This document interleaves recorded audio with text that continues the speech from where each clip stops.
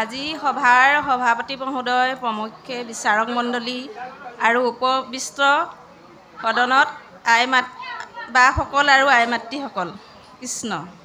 আজি কবিতাৰ শিৰোনাম হৈছে শব্দবোৰ, কবি ভৱেন বৰুৱা। প্ৰতিটো শব্দই দেৱদূত,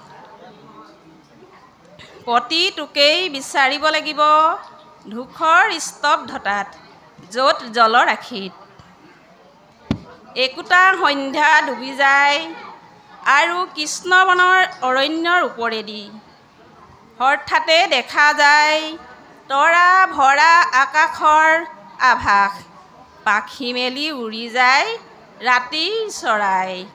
প্ৰতিটোৰ স্বকীয় মহিমা, প্ৰতিটোৰেই গোপন উদ্দেশ্য, প্ৰতিটোকেই পাব লাগিব আলোড়নৰ মাজত এক নিথৰতাত, য'ত গোপনে সময় স্তব্ধ হৈ ৰয় আৰু অৰ্থহীন বস্তুপুঞ্জ ৰূপান্তৰিত হয় বহুতো অৰ্থ স্তৰলৈ।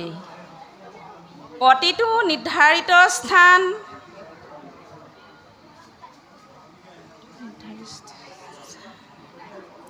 নক্ষত্ৰবোৰৰ দৰে এখন আকাশত, প্ৰতিটোৰ নীৰৱ দ্ৰষ্টা যেন বহুতো জোৱাৰ ভাটাৰ লানি লানি ঢৌবোৰৰ।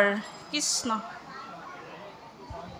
কৃষ্ণ কৃষ্ণ হৰি হৰাম। জুৰি চাংমালৈ আমি আশীৰ্বাদ আগবঢ়াই